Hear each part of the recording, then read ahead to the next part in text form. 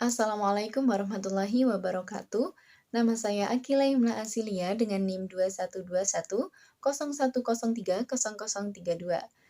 Di sini saya berasal dari kelompok 8 akan menjelaskan subbab mengenai program pendidikan tingkat provinsi dan kabupaten serta program bidang pendidikan pada satuan pendidikan. Oke, langsung saja mulai dari slide pertama yakni mengenai program pendidikan tingkat provinsi dan kabupaten. Oke, di sini seperti yang kita tahu, pengertian program sendiri itu merupakan sebuah serangkaian kegiatan yang mempunyai tujuan tertentu. Jadi kegiatan yang satu dengan kegiatan lainnya itu merupakan satu kesatuan rangkaian yang saling berhubungan, yang masing-masing mempunyai tujuan tertentu. Nah, sedangkan pengertian dari pendidikan sendiri ini menurut Undang-Undang Dasar Nomor 20 Tahun 2003 mengenai Sistem Pendidikan Nasional, bahwasannya pendidikan itu merupakan usaha sadar dan terencana untuk mewujudkan suasana belajar dan proses pembelajaran agar peserta didik secara aktif mengembangkan potensi dirinya untuk memiliki kekuatan spiritual keagamaan, pengendalian diri, kepribadian, kecerdasan, akhlak mulia, serta keterampilan yang diperlukan dirinya, masyarakat, maupun bangsa dan negara. Jadi bisa kita simpulkan di sini bahwasannya program pendidikan itu secara keseluruhan memiliki pengertian merupakan serangkaian kegiatan pendidikan yang memiliki tujuan-tujuan tertentu. Nah, jadi pada dasarnya otonomi pendidikan itu sebenarnya memberikan peluang lebih besar untuk membangun pendidikan di daerahnya menjadi lebih berkualitas. Hal ini terjadi karena pimpinan daerah seperti gubernur, bupati, maupun wali kota mempunyai kebijakan dalam menentukan kualitas pendidikan di daerahnya melalui sistem perencanaan, khususnya dalam bidang pendidikan yang sesuai dengan konteks daerahnya masing-masing. Kemudian di slide berikutnya, yakni mengenai standar pengelolaan pendidikan oleh pemerintahan provinsi yang diatur dalam PMPN nomor 50 tahun 2007 yang memuat tentang perencanaan program yang dimana terdiri dari pemerintahan provinsi itu harus merumuskan visi, misi, dan tujuan di bidang pendidikan yang sejalan dengan tujuan pendidikan nasional. Kemudian pemerintah provinsi memiliki sistem informasi berbasis TIK yang meliputi pengumpulan, pengolahan, dan penyajian data statistik pendidikan yang baku, akurat, valid, dan juga mutakhir untuk daerahnya masing-masing. Kemudian terdiri dari pelaksanaan rencana kerja bidang pendidikan. Nah, jadi di dalam pelaksanaan rencana kerja bidang pendidikan ini sendiri terdapat program wajib belajar, kemudian program peningkatan angka partisipasi pendidikan menengah, kemudian ada program pendidikan keaksaraan, lalu ada program penjaminan mutu satuan pendidikan, dan yang terakhir adalah program peningkatan kualifikasi dan kompetensi pendidikan dan tenaga kependidikan. Nah, kemudian pengawasan dan juga evaluasi.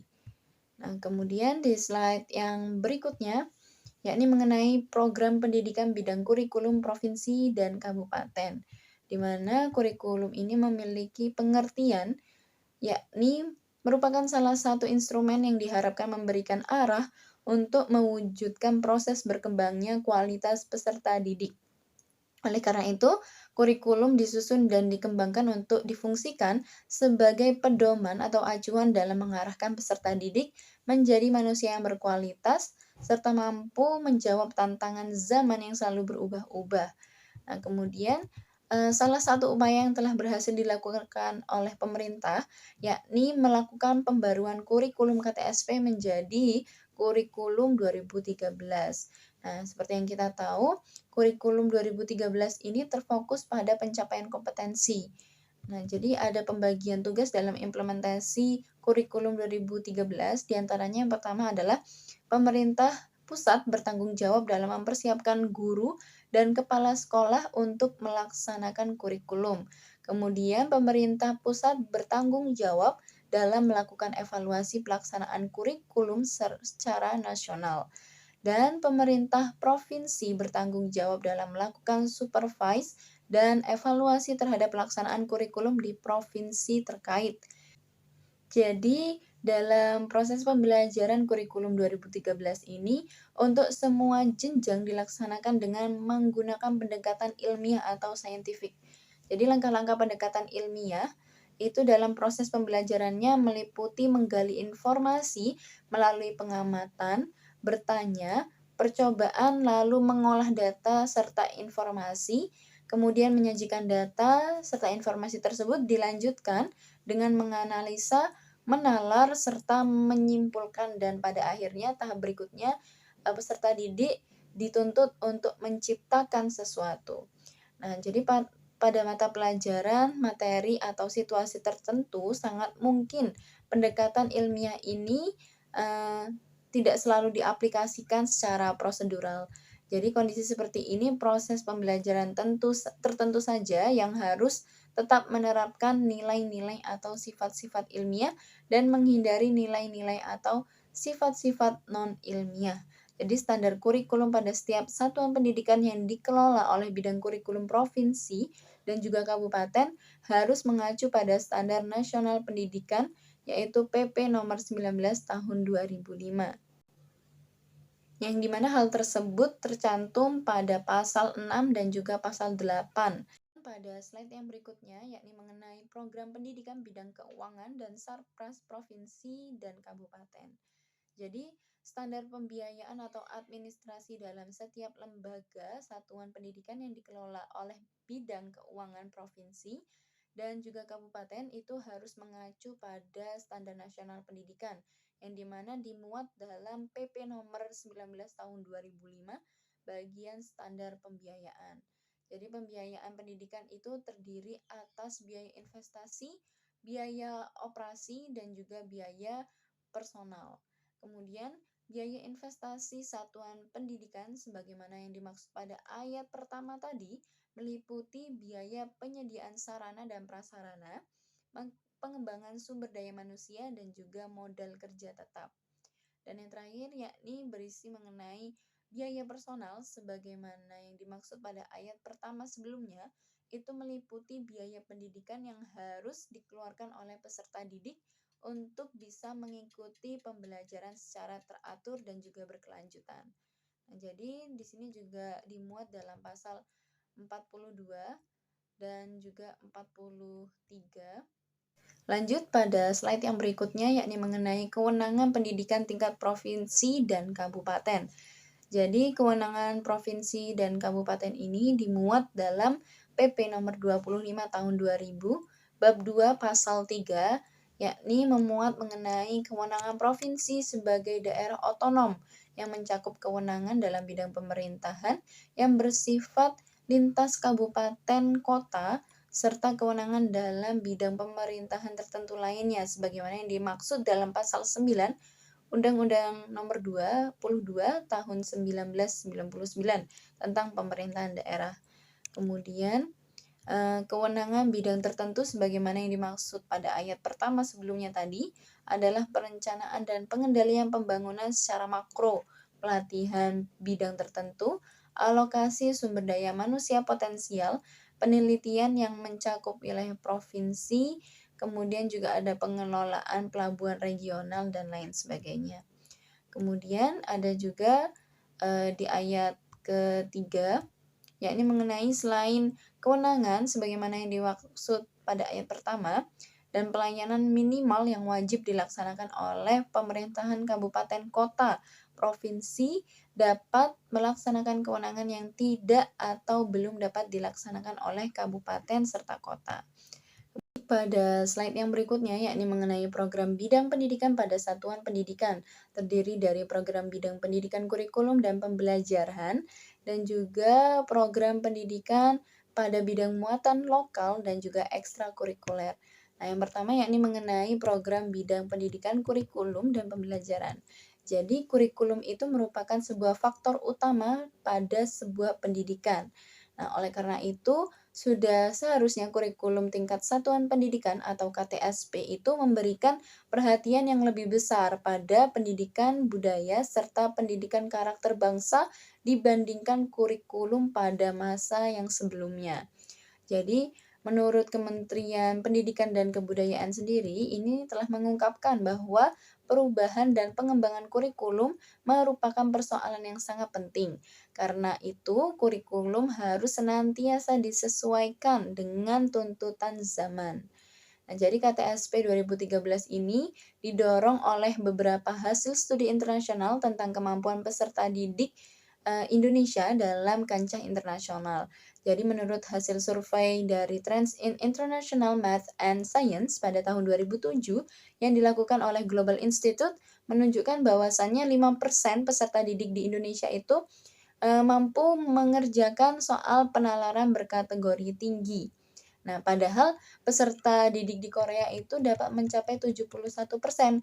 Nah, jadi sebaliknya, 78% peserta didik di Indonesia dapat mengerjakan soal hafalan berkategori rendah, sementara siswa Korea itu hanya 10%. Jadi, bisa kita simpulkan bahwasanya di sini peserta didik di Indonesia itu lebih banyak menggunakan metode menghafal daripada metode bernalar tinggi seperti itu.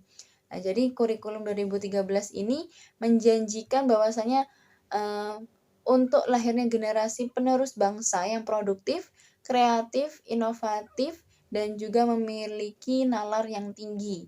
Jadi kreativitas anak-anak bangsa ini mampu berinovasi secara produktif untuk menjawab tantangan masa depan yang semakin rumit dan semakin kompleks. Nah, kemudian dilanjut dengan program pendidikan bidang muatan lokal dan juga ekstrakurikuler. Jadi, muatan lokal ini merupakan sebuah bahan kajian pada satuan pendidikan yang berisi sebuah muatan dan proses pembelajarannya, yakni mengenai potensi dan keunikan lokal yang dimaksudkan untuk membentuk pemahaman peserta didik terhadap potensi di daerah yang mereka tempat tinggali. Jadi, pemerintah provinsi, yakni gubernur, dan berbagai perangkat daerah sebagai unsur penyelenggara pemerintah daerah provinsi. Jadi, pemerintah kabupaten atau kota juga memiliki peran untuk memberikan bahan kajian yang membentuk pemahaman terhadap potensi di daerah tempat tinggalnya, yang dimana hal itu bermanfaat untuk memberikan bekal, sikap, pengetahuan, dan juga keterampilan kepada peserta didik. Kemudian ada juga beberapa komponen dalam muatan lokal itu sendiri. Yang pertama adalah ruang lingkup. Jadi ruang lingkup muatan lokal ini dapat dijelaskan sebagai ruang lingkup keadaan dan juga kebutuhan daerah. Nah, kemudian komponen yang kedua yakni ada lingkup isi atau jenis muatan lokal itu sendiri. Jadi maksudnya adalah muatan lokal ini dapat berupa dari bahasa daerah, bahasa Inggris, kemudian ada kesenian daerah, keterampilan dan kerajinan daerah pada potensi daerah masing-masing seperti itu. Kemudian ada juga program pendidikan pada bidang ekstrakurikuler. Jadi, pengembangan potensi peserta didik sebagaimana yang dimaksud dalam tujuan pendidikan nasional tersebut dapat diwujudkan melalui kegiatan ekstrakurikuler yang merupakan salah satu kegiatan dalam program kurikuler. Jadi kegiatan ekstrakurikuler ini sendiri adalah program kurikuler yang alokasi waktunya tidak ditetapkan dalam kurikulum. Jadi jelasnya bahwa kegiatan ekstrakurikuler merupakan perangkat operasional kurikulum yang perlu disusun dan dituangkan dalam rencana kerja tahunan atau kalender pendidikan satuan pendidikan. Jadi ekstrakurikuler sendiri ini merupakan sebuah kegiatan pendidikan yang dilakukan oleh para peserta didik di luar jam belajar kurikulum standar, yang dimana hal tersebut merupakan sebagai perluasan dari kegiatan kurikulum dan dilakukan di bawah bimbingan sekolah dengan tujuan untuk mengembangkan kepribadian, bakat, serta potensi kemampuan yang dimiliki oleh para peserta didik khususnya. Nah, jadi berdasarkan definisi tersebut, maka kegiatan di sekolah ataupun di luar sekolah yang terkait dengan tugas belajar suatu mata pelajaran bukan kegiatan ekstrakurikuler. Nah, jadi melalui partisipasinya dalam kegiatan ekstrakurikuler, peserta didik dapat belajar dan mengembangkan kemampuan dalam berkomunikasi, bekerja sama dengan orang lain, serta menemukan dan mengembangkan potensinya. Nah, jadi kegiatan ekstrakurikuler ini juga memberikan banyak sekali manfaat bagi si peserta didiknya sendiri dan juga bermanfaat bagi masyarakat serta lingkungan sekitarnya. Oke, mungkin cukup sekian presentasi dari saya. Terima kasih atas perhatiannya. Wassalamualaikum warahmatullahi wabarakatuh.